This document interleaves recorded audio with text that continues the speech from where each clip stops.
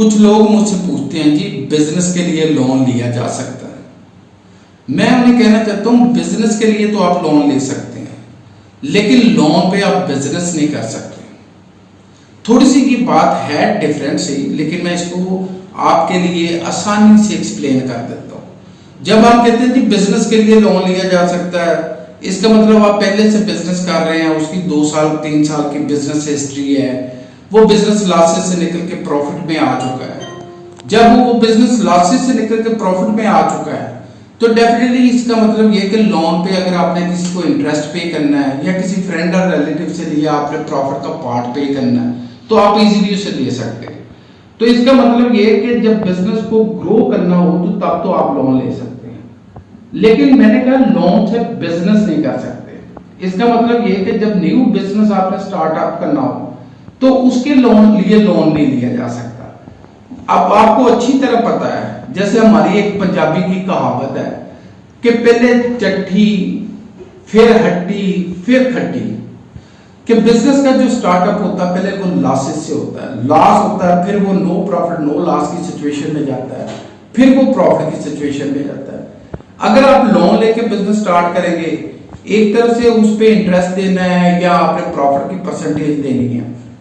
अगर इवन आपके किसी रिलेटिव ने आपसे प्रॉफिट की परसेंटेज नहीं भी लेनी, लेकिन उसकी एक्सपेक्टेशन तो है ना कि आप उसके पैसे 6 महीने में साल में जो है वो वापस कर देंगे, तो ये कि आपको उतने पैसे इकट्ठे भी तो कर लेना कि उसको वापस कर सके।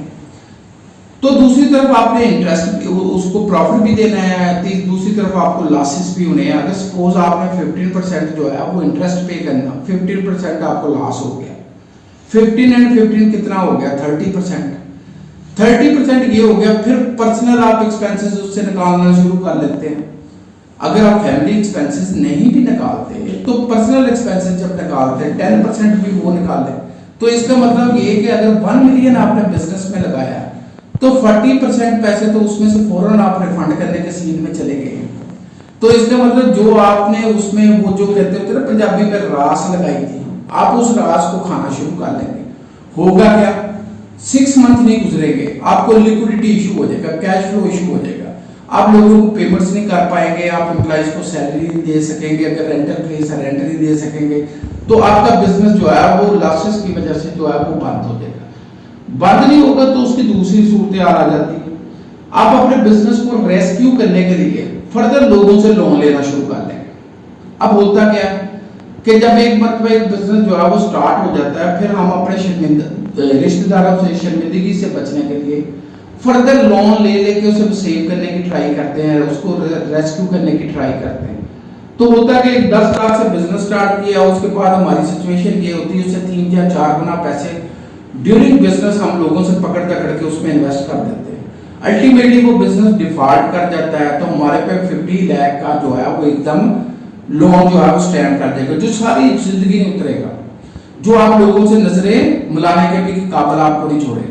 देखिए बिजनेस जो होता है, बिजनेस और जुए में बड़ा फर्क होता है। देखिए लूज और विन, ये जुआ है कि या जीतोगे या हारोगे, या पैसे तेरे या मेरे।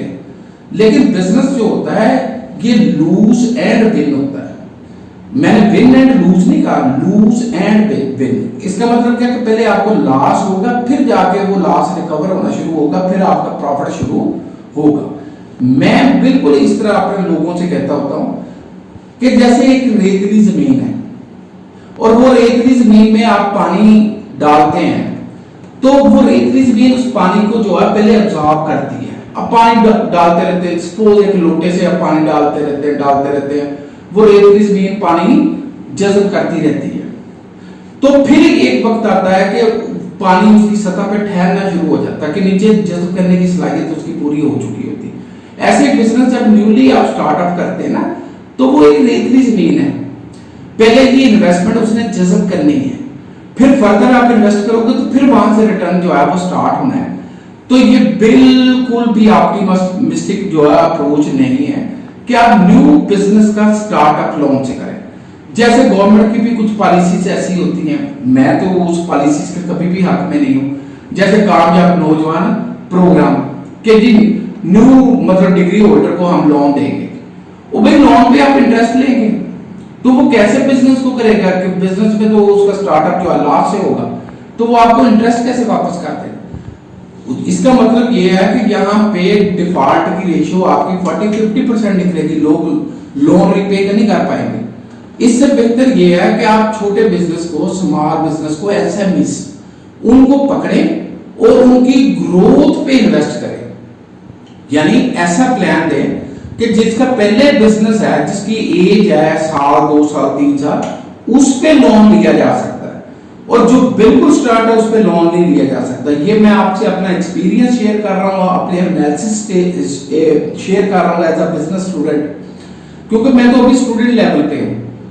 हमेशा इंसान जो है वो स्टडी नई बातें सीखता रहता है।